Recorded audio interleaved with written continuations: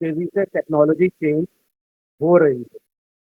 तो एक बड़ा अजीब सा मिसमैच क्रिएट हो रहा है कि यूनिवर्सिटी के ग्रेजुएट्स जो होते हैं उनको जब वो फील्ड में जाते हैं तो शदीद मुश्किलात का सामना करना पड़ता है, इसलिए कि उन्होंने स्कूल कॉलेज और यूनिवर्सिटी में जो चीज़ें पढ़ी होती हैं वो बहुत कम फील्ड में अप्लाई हो रही होती हैं और बिल्कुल नई चीज़ों से उनका सामना कर होता है। अब आज से 25 साल पहले जब मैंने ग्रेजुएशन किया था उस वक्त सूरत हाल बहुत डिफरेंट थी। उस वक्त जब एक स्टूडेंट ग्रेजुएट करता था तो उसके पास जो मोस्ट इम्पोर्टेंट चीज होती थी वो उसकी डिग्री होती थी। डिग्री की बेसिस पर वो बहुत आराम से कोई अच्छी सी जॉब एक्वायर कर लेता था और उसके बाद उसका जो लर्निंग प्रोसेस था ना वो उसी जॉब के दरमियान आमतौर पर शुरू होता था। बट अब सिचुएशन ये है कि गवर्नमेंट जॉब्स पूरी दुनिया में कम हो रही हैं और प्राइवेट जॉब्स का जो सबसे पहला इशू है वो ये है कि वो ये कहते हैं कि भाई कुछ आपको आता हो तो हम आपको रखें और मजीद ट्रेन करें। अगर आपको कुछ नहीं आता तो हम आपको पैसे भी दें और आपको ट्रेन भी करें। तो ये एक प्रॉब्लम है, ये एक मिसमैच है जो हमारे एजुकेशन सिस्टम और हमारी इंडस्ट्री में पैदा हो चुका है। तो basically due to regulatory authorities like Higher Education Commission and Pakistan Engineering Council at university level and other boards at school level and college level, schools and colleges and even universities are not independent कि वो बहुत drastic किस्म के changes कर सकें। University level पर हम अगर चेंज करना भी चाहें, स्कूल लेवल पर हम अगर चेंज करना भी चाहें तो ये जो रेगुलेटरी अथॉरिटी हैं, ये बोर्ड्स हैं, ये हमें बहुत क्विक चेंज करने की इजाजत नहीं देते और जब तक अप्रूवल मिलता है उस वक्त तक वो चेंज भी पुराना हो चुका होता है। तो इस वक्त बहुत ज्यादा जरूरत है एक ऑल्टरनेट एजुकेशन सिस्टम की, एक ऐसा ऑल्टरनेट एजुकेशन सिस्टम जो कि स्टूडेंट्स को वो चीजें सिखा सके जो कि डायरेक्टली उनकी अर्निंग में काम आए। और अर्निंग में काम आने के लिए जो एक बहुत आसान और क्विक सॉल्यूशन है वो कंप्यूटर प्रोग्रामिंग और उससे रेलेवेंट चीजें हैं कि जिसमें इन्वेस्टमेंट बहुत कम होती है और आप बहुत तेजी से इस पोजीशन में आ सकते हैं कि आप अर्निंग करना शुरू कर सकें। मैंने क्योंकि यहाँ लेट ज्वाइन किया तो मुझे नहीं पता इससे पहले जो तकरीरें हुई उसमें क्या बात हुई, लेकिन एक बात मैं शेयर करना चाहूँगा कि यूटेक के जो बच्चे हैं उनकी खास बात यह है कि वो 5th class 6th class 7th class में ही इतना काम सीख चुके हैं कि वो फाइवर पर या अपवर्क पर अपने अकाउंट्स बनाकर अब छोटे छोटे प्रोजेक्ट्स करके $5 $10 की अर्निंग शुरू कर चुके हैं। तो ये एक ऐसी चीज है कि जी आप अपनी आमदनी खुद जनरेट कर रहे हैं। तो इस वक्त जो वालिदैन का एक सबसे बड़ा मसला अफोर्ड करना है यूनिवर्सिटी एजुकेशन, वो बहुत आराम से हल हो सकता है अगर स्टूडेंट खुद कमाना शुरू कर दे यूनिवर्सिटी एजुकेशन से पहले। तो ये तो मेरा पहला पॉइंट था। दूसरी बात जो मैं इससे रेलेवेंट करना चाहूंगा, और शायद ये बात आप लोगों को अजीब सी लगे, लेकिन this is my 25th year in education. इन 25 सालों में मैंने कोई 21 साल पाकिस्तान का टर्शरी एजुकेशन सिस्टम बहुत करीब से देखा है। 5 साल मैंने सिंगापुर का टर्शरी एजुकेशन सिस्टम बहुत करीब से देखा है। पिछले 7 साल से मैं अपनी एक कंपनी भी चला रहा हूं, तो कमर्शियली इंडस्ट्रियल इंडस्ट्री में क्या रिक्वायरमेंट्स हैं, ये सारी चीजें भी मैंने देखी हैं। और मैं इन सारी चीजों को देखकर इस नतीजे पर पहुंचा हूं कि अगर हम तालीम को अपनी कमाई का मकसद बनाते हैं, अपनी डिग्री को कमाई का मकसद बनाते हैं, तो हम कुछ प्रॉब्लम्स में फंस जाते हैं और एक ऐसे विशियस सर्कल में घूमने लगते हैं जिससे रिटायरमेंट के बाद ही हम छूट पाते हैं। आमतौर पर हमारी ट्रेनिंग भी इसी तरह हुई थी और हम में से अक्सर ने अपने बच्चों की ट्रेनिंग भी इसी तरह कर रखी है कि अच्छी डिग्री लो और उससे उसे कमाने के लिए इस्तेमाल करो। देखिए, तालीम का असल मकसद ज़हनी नशोनुमा होती है, आपकी इंटेलेक्चुअल लेवल बढ़ाना होता है। ठीक है, जब आप अपनी मेन एजुकेशन को, जो 16 साल की ग्रेजुएशन कर रहे होते हैं, कमाने का जरिया बना लेते हैं, तो अपनी इंटेलेक्चुअल ग्रोथ में खुद ही कुछ कंप्रोमाइजेस शुरू कर देते हैं और ये कंप्रोमाइजेस वक्त के साथ साथ बढ़ते चले जा रहे हैं।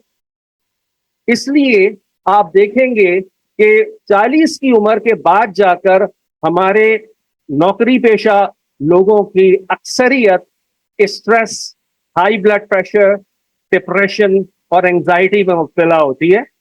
एंड उनको ये समझ में नहीं आ रहा होता कि ये सब क्यों हो रहा है। लेकिन बुनियादी तौर पर यह है कि आप जब अपनी तालीम को, डिग्री को और 16 साल को सिर्फ कमाने का जरिया बनाते हैं, जहनी नशोनुमा का जरिया नहीं बनाते, तो सिचुएशन जो है वो डिफरेंट हो जाती है। मैं क्या कहता हूं, मैं ये कहता हूं कि इस तरीके के छोटे छोटे कोर्सेज अगर हम इसी एज से शुरू करना शुरू कर दें, तो जब तक हम ओ लेवल्स करते हैं तो हमारी इतनी नॉलेज हो चुकी होती है कि हम बहुत आराम से अर्निंग शुरू करते हैं। और जब हम ओ लेवल से ही आराम से अर्निंग शुरू कर दें, तो फिर जो एजुकेशन हम हासिल करेंगे ना, वो अपनी मर्जी की, अपनी पसंद की हासिल करेंगे, उस इंटरेस्ट की हासिल करेंगे जो कि हम सीखना चाहते हैं अपनी ग्रोथ के लिए, अपने जहन की नशोनुमा के लिए। और मैं मतलब मैं अगर बात करूं, मेरा जो बड़ा बेटा है अभी ओ लेवल्स का एग्जाम दे रहा है, वो खुद यूटेक से 2-3 कोर्सेज कर चुका है। अभी भी मैं उसको पाइथन प्रोग्रामिंग सिखा रहा हूं। बुनियादी वजह क्या है? बुनियादी वजह यह है कि मैं देख चुका हूं कि उसका मेन इंटरेस्ट जो है वो इंजीनियरिंग में नहीं है। हम लोग खानदानी इंजीनियर हैं, मैं, मेरे बड़े भाई, मेरे मामू, मेरे चचा, सब इंजीनियरिंग में आते रहे और इलेक्ट्रिकल इंजीनियरिंग में ही आते रहे, लेकिन उसका इंटरेस्ट इंजीनियरिंग में नहीं है। वो लिटरेचर को ज्यादा पसंद करता है, वो रीडिंग और राइटिंग को ज्यादा पसंद करता है, वो सोचता है जो कि फिलॉसफी है, ऐसी चीजें क्यों हैं। तो अब बात यह है कि हमारे यहाँ अगर मैं ए लेवल्स के बाद या इंटरमीडिएट के बाद बच्चे को सोशल साइंसेज में दाखिल करा दूं, तो उसकी अम्मा और उसके नाना दादा और सारे रिश्तेदार इसलिए परेशान हो जाएंगे कि बच्चा बीए करके दुनिया में करेगा क्या। ठीक है, तो पहली बात यह है कि मैं जानता हूं कि बीए करके भी बहुत कुछ किया जा सकता है, वो तो आपके ऊपर होता है कि आप क्या कर रहे हैं। लेकिन दूसरी चीज है कि इंशाल्लाह जब तक वो सोशल साइंसेज में ग्रेजुएशन करेगा, या जिसको आप पुराने जमाने में बीए कहते थे, अब हर चीज को बीएस कर दिया गया है, उस वक्त तक वो कंप्यूटर प्रोग्रामिंग और ग्राफिक्स और इन चीजों में इतना एक्सपर्ट हो चुका होगा कि वो एजुकेशन सिर्फ अपने दिमाग की, अपने इंटेलेक्ट की नशोनुमा के लिए करेगा, न कि कमाने के लिए। बिकॉज कमाने के लिए उसके पास एक अलग स्ट्रीम मौजूद है जो कि टेक्निकल नॉलेज की है, जो कि स्किल की है और जो कि इन डिमांड है। तो ये दो पॉइंट्स थे मेरे। पहला ये कि हमारा एजुकेशन सिस्टम, पूरी दुनिया का एजुकेशन सिस्टम मैच नहीं कर पा रहा है इस टेक्नोलॉजिकल चेंज को, तो हमें एक ऑल्टरनेट सिस्टम की जरूरत है। और नंबर टू ये कि अगर हम टेक्निकल स्किल्स हासिल कर लें, और टेक्निकल स्किल्स भी हैं, लेकिन प्रोग्रामिंग और कंप्यूटिंग और आईटी की फील्ड जो है, ये आसान तरीन फील्ड है और इसमें कमाने के ऑप्शन सबसे ज्यादा हैं। तो हम अपनी जो university education, college education, school education है, वो प्योर उस मकसद के लिए इस्तेमाल कर सकते हैं जो कि व्हाट डू यू से तालीम का बुनियादी मकसद होता है। और वो बुनियादी मकसद क्या है? वो आपकी इंटेलेक्चुअल ग्रोथ है, ना कि चार पैसे कमाना, क्योंकि पैसे तो मजदूर हाथ चलाकर भी कमा ही लेता है।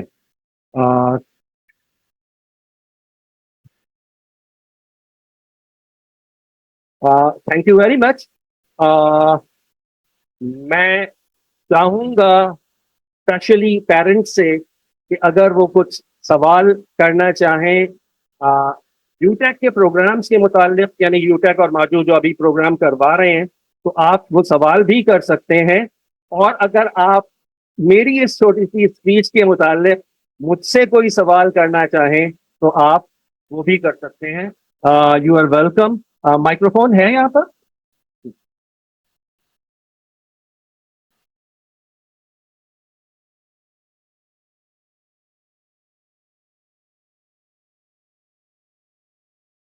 वालेकुम। वालेकुम सलाम। मैं से चीज़ें लाने लगा। तो इस इस सिनेरियो में जो कि कोई टीचर काम में आ जाता है और आगे जो बच्चों का जो स्टूडेंट है, काम का लोग ये कहता है कि स्कूल से कुछ हासिल करने मतलब जरूरी तो है, मगर बच्चा जो आगे जा नहीं सकता। अच्छा, हम यहाँ पे जो कोशिश करवाने के लिए बच्चों को लेकर आए हैं, उसमें हमें बच्चों को जो है, उसमें बच्चों में जो हमें काफ़ी जो है प्लस पॉइंट नजर आए। बच्चे खास करके मैं अपने बच्चों को बता दूं कि बच्चे हर वक्त मोबाइल पर गेम खेल रहे होते थे, हर वक्त टीवी पे यूट्यूब देख रहे हैं। तो मैंने बोला कि इन सबसे बेहतर है कुछ इस तरह हो कि बच्चा अपना खुद ही कुछ प्रोग्राम बनाए या कुछ काम करे। मेरी माशाल्लाह तीनों बेटियां, एक पाइथन कर रही है, एक ग्राफिक डिजाइनिंग कर रही है, और एक जो है माइक्रोसॉफ्ट से कोर्स कर रही है। पूछने का मकसद ये था कि बच्चों को मोटिवेशन के लिए हम मजीद क्या प्रोग्रामिंग कर सकते हैं। और वेब थ्री जिसका आजकल बहुत ज़्यादा चल रहा है, बहुत ज़्यादा इसके हाइप पीरियड हुई है। वेब थ्री हो गया, ब्लॉक चेन हो गया, इस सिलसिले में क्या हो सकता है? शुक्रिया।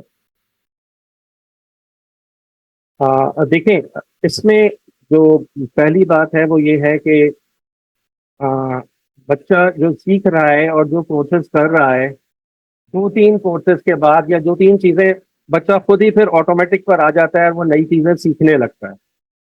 उस सीखने में जो है ना, आपको उसका इंटरेस्ट बहुत क्लियरली पता लग जाता है कि वो ग्राफिक्स एंड एनिमेशन में जाना चाह रहा है, वो प्रोग्रामिंग में जाना चाह रहा है या नहीं। प्रोग्रामिंग में बात यहाँ पर आ जाएगी कि वो फ्रंट एंड प्रोग्रामिंग करना चाह रहा है या बैक एंड प्रोग्रामिंग करना चाह रहा है। ये सारी चीजें आहिस्ता आहिस्ता क्लियर होना शुरू हो जाती हैं। अगर मैं कहता हूँ ना वेब 3.0 या मैं कहता हूँ ब्लॉकचेन, तो ये तो कुछ नई टेक्नोलॉजीज हैं या नए स्टैंडर्ड्स हैं जो आ रहे हैं। ठीक है ना? द थिंग इज कि वेब 3.0 हो या ब्लॉकचेन हो, पीछे क्या आ रहा है? वही प्रोग्रामिंग आ रहा है। ठीक है ना? तो हम बेसिक्स से स्टार्ट करते जाते हैं, आगे बढ़ते जाते हैं, तो फिर हमें जहां मौका मिलता है, अगर हम ब्लॉकचेन में जाना चाहते हैं तो हम ब्लॉकचेन में चले जाते हैं। तो उसके लिए सिर्फ ये जरूरी होता है कि बच्चे के अंदर पढ़ने की एक वो हो कि वो नई खबरें, नई चीजें पढ़ रहा हो। जी। अच्छा, अगर ब्लॉक चेन में जाना चाहता है बच्चा, हाँ, हाँ। तो इनिशियल उससे स्टेप क्या होना चाहिए बच्चे को? यानी कि प्रोग्राम कौन से स्कूल में जो इनिशियल उसे सीखनी चाहिए? इसलिए ये तो बिल्कुल अलग फील हो गई ब्लॉक चेन तो। नहीं, देखें, ब्लॉकचेन बिल्कुल एक अलग फील्ड है, लेकिन कोई भी जो इस तरह की फील्ड है ना, वो बेसिकली कुछ बेसिक्स से मिलकर ही बन रही है। तो ब्लॉकचेन का कंप्लीट पैकेज अगर बात करें ना, तो उसमें नेटवर्किंग भी आएगी, उसमें नेटवर्क सिक्योरिटी भी आएगी, उसमें एक्सट्रीम टाइप की क्या कहते हैं प्रोग्रामिंग भी आएगी। उसमें दो किस्म की प्रोग्रामिंग आएगी, एक जो है जो कि डिस्ट्रीब्यूटेड प्रोग्रामिंग होती है और दूसरी जो सेंट्रलाइज प्रोग्रामिंग होती है। तो ये बहुत सारी अलग अलग फील्ड्स हैं और एक बंदा इन सबको मास्टर नहीं कर सकता। तो एक्चुअली जो ब्लॉकचेन में काम भी कर रहा होता है ना, वो पर्टिकुलरली किसी एक एरिया में ज्यादा स्पेशलाइज होकर ब्लॉकचेन की एप्लीकेशन पर काम कर रहा होता है। लेकिन जो ब्लॉकचेन के लिए प्रोग्रामिंग कर रहा होगा, वो बंदा जो है वो ब्लॉकचेन की कंप्यूटर सिक्योरिटी के ऊपर काम नहीं कर रहा होगा, क्योंकि वो बिल्कुल अलग फील्ड हो।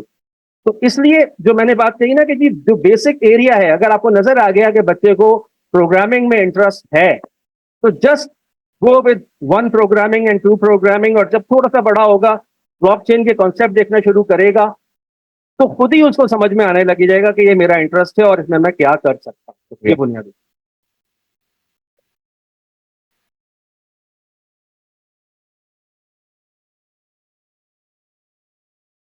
सर आपसे ये सवाल करना था कि आप जो कह रहे थे कि आप एक इंजीनियरिंग फैमिली से हैं, सब आपके यहाँ इंजीनियर है, लेकिन आपके बेटे का इंटरेस्ट जो है वो लिटरेचर की तरफ है, ठीक है। तो आपने इस बात को एक्सेप्ट किया, क्या क्या आपका दिल थोड़ा सा दुखा नहीं कि मेरा बच्चा उस फील्ड पे क्यों नहीं जा रहा? आप इस बारे में थोड़ी मोटिवेशन की, यहाँ पर पेरेंट्स का बहुत बड़ा ये मसला है कि वो जो सोचते हैं वो चाहते हैं बच्चा वही करे, और उसकी जो इंटरेस्ट होता है ना वो उसको नहीं अप्रिशिएट। अगर वो स्पोर्ट्स खेलना चाह रहा है फॉर एग्जाम्पल, उसको तो बिल्कुल उसमें जो है ना वो नहीं किया जाएगा सपोर्ट। तो आप इस हवाले से क्या कहेंगे? नहीं आना चाहता भाई वो टेक्नोलॉजी में, उसको स्पोर्ट्स में इंटरेस्ट है, तो फिर क्या किया जाए इस बारे में? देखें, पहली बात तो वही है कि आप उसके लिए कुछ ऐसा इंतजाम जरूर कर दें जिससे वो कमाना शुरू कर दे। लेकिन कुछ पॉइंट्स मैं आपको बता देता हूं कि मैं ये क्यों एक्सेप्ट करने में कामयाब हुआ। तो फॉर्चुनेटली मुझे राइट टाइम पर कुछ ऐसे मेंटोर्स मिल गए जिन्होंने मुझे सोचना सिखाया और ये सिखाया कि भाई दुनिया जो कर रही है वो आपको करना जरूरी नहीं होता। अगर पड़ोसी का मुंह सुर्ख है, सुर्ख सफेद है, तो थप्पड़ मार मार के अपना मुंह लाल नहीं करना चाहिए। तो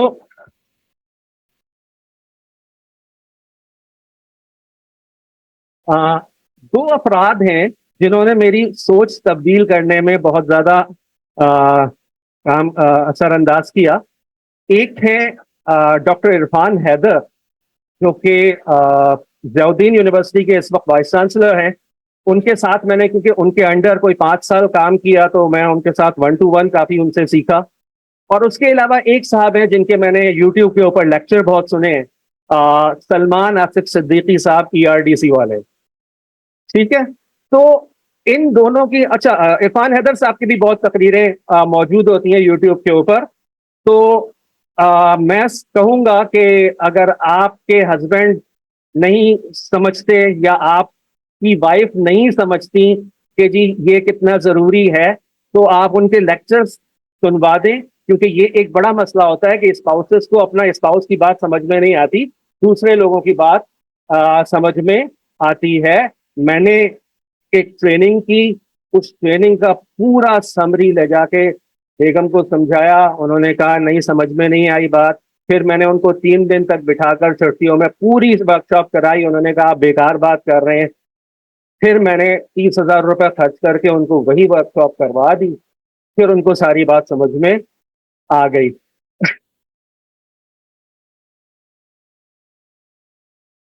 लेकिन बुनियादी चीज ये है कि हमें इस चीज से बाहर निकलना होता है कि लोग क्या कहेंगे। मैं आखिरी एग्जांपल दूंगा, आप लोगों का टाइम जाया नहीं करूंगा। स्कूल में आपने अभी जैसे कहा, देखिए स्कूल में जो है ना हमारे यहाँ बड़ा अजीब सा सिस्टम हो गया है। एक टेस्ट, फिर दूसरा टेस्ट, फिर तीसरा टेस्ट, फिर मिड टर्म। 5 से 6 टेस्ट एक साल में होते हैं, और मिड टर्म और फाइनल उसके अलावा होते हैं। और फिर कुछ स्कूलों में अब ये जुल्म है कि वो फाइनल में मिड टर्म भी काउंट होंगे। ठीक है।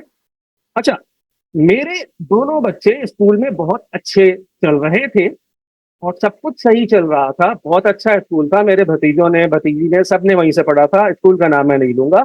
लेकिन मैंने ये देखा कि आहिस्ता आहिस्ता स्टैंडर्ड के नाम पर वो चीजों को सख्त करते जा रहे हैं। और हुआ ये कि दरमियान में मेरा बेटा जो है वो कुछ अर्से बीमार हो गया और कोई महीने डेढ़ की छुट्टी हो गई उसके स्कूल की, तो वो पीछे हो गया। ठीक है, अब जब उसने स्कूल को रीज्वाइन किया तो जाहिर है चीजें पीछे हो जाती हैं, तो आपको कवर अप करने के लिए टाइम होता है। अब मैं उसको कवर अप करवाना शुरू करूं तो मंथली टेस्ट आ जाए। ठीक है ना, आपने उसको छोड़ दिया, मंथली टेस्ट की तैयारी शुरू करा दी। अब क्योंकि कवर अप नहीं है, मंथली टेस्ट के मार्क्स खराब हो गए। अब मंथली टेस्ट खत्म होते ही अब आपने उसको चांस नहीं दिया भाई कवर अप करना है, आपने दोबारा कवर अप करना शुरू किया, दूसरा मंथली टेस्ट आ गया। अब ना कवर अप हो रहा है, ना मंथली टेस्ट की तैयारी हो रही है। बच्चे का जो रिकॉर्ड है ना वो खराब से खराब होता जा रहा है। जैसे खराब से खराब होता जा रहा है, क्योंकि वो फर्स्ट सेकंड आता रहा है या अच्छी पोजीशंस पर आता रहा है, तो वो बगैर किसी प्रेशर के भी स्ट्रेस में आ रहा है कि ये मेरे साथ क्या हो रहा है और मेरे बच्चे के साथ ये हुआ। तो आमतौर पर पेरेंट्स ये करते हैं कि वो उस वक्त ट्यूशन दिलवा देते हैं और खुद भी बहुत मेहनत करके पढ़ाने लगते हैं और थिंग्स लाइक दैट। लेकिन बच्चा है भाई 12-13 साल का, 11 साल का, 10 साल का, कितनी मेहनत करवाएंगे? और फिर खुद सोचें आपने इतनी मेहनत की थी बचपन में क्या? तो मैंने सिर्फ ये किया कि आई थिंक दिसंबर था, हाँ सर्दियों की छुट्टियां शुरू होने वाली थी, मैंने अपने दोनों बच्चों से, छोटे से भी कह दिया कि बेटा कल से स्कूल नहीं जाओगे। ठीक है, जनवरी से लेके जुलाई तक मजे करो, अगस्त में मैं तुम्हें किसी दूसरे स्कूल में अगली क्लास में एडमिशन करवा दूंगा। बच्चे खुश रहे, बहुत एंजॉय किया, सब कुछ सेट हो गया। बच्चों ने ड्राइंग्स बनाना सीखी, बच्चों ने वेब पेज बनाना सीखे, बच्चों ने रच के खेला। और फिर मैंने एक का स्कूल बदल दिया और दूसरी को मैंने कहा कि यार अब ओ लेवल का एग्जाम दे रहे हैं, स्कूल में स्कूल क्या करो, प्राइवेट खुद तैयारी करो। तो आजकल उसका ओ लेवल का एग्जाम चल रहा है, इसलिए वो यहाँ मौजूद नहीं है, वरना मैं उसको लेके आता। छोटा अभी यहाँ बैठा है, इंशाल्लाह यहीं ये अभी अपने कोर्सेज स्टार्ट करेंगे। ठीक है जी, तो मेरे ख्याल में मैंने आपका काफी टाइम ले लिया, थैंक यू वेरी मच। अगर बाद में आप कोई मुझसे क्वेश्चन करना चाहें तो आप मुझे व्हाट्सएप मैसेज कर सकते हैं। मेरा नंबर है 0331 0331 2608004। फोन ना उठाने के सिलसिले में मैं बहुत बदनाम हूं, लेकिन मैसेजेस का, व्हाट्सएप मैसेजेस का जवाब मैं दे देता हूं। थैंक यू वेरी मच, अस्सलाम वालेकुम।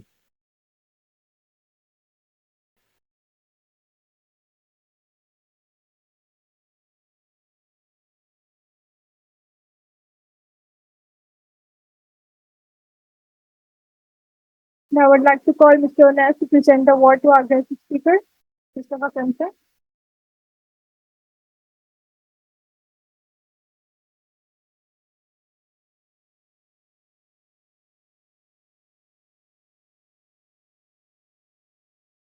Give a big round of applause.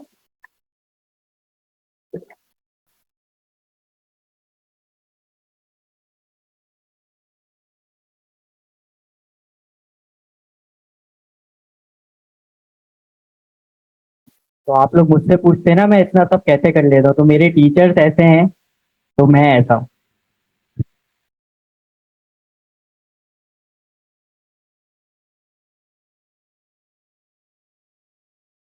Now it's time to present the certificates to our volunteers. Thank you for helping us.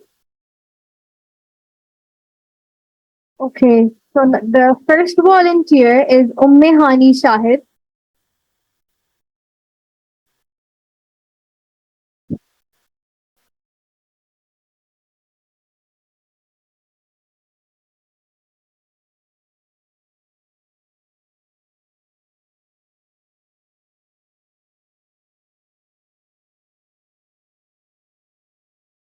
The second volunteer is Syed Muhammad Hassan Naqvi.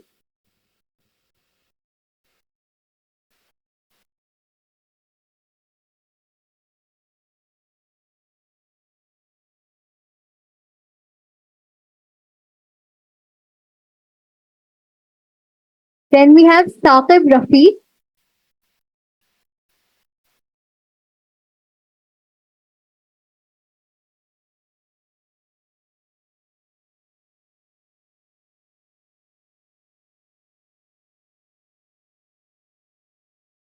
Next is Muhammad Affan Javed.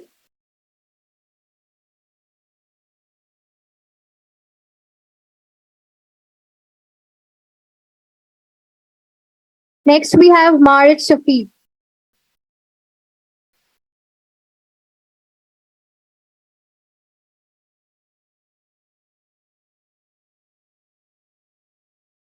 Then we have Sayyid Zorev.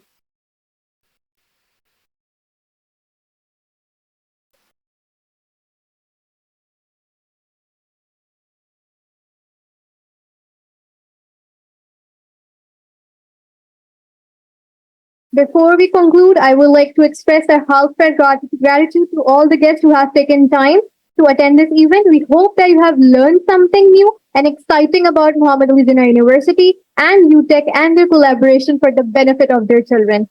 Finally, we conclude today's session and thank you so much for your precious time. Until next time, take care of yourselves. Allah Hafiz. The registrations are outside. You may go and visit the corner for that.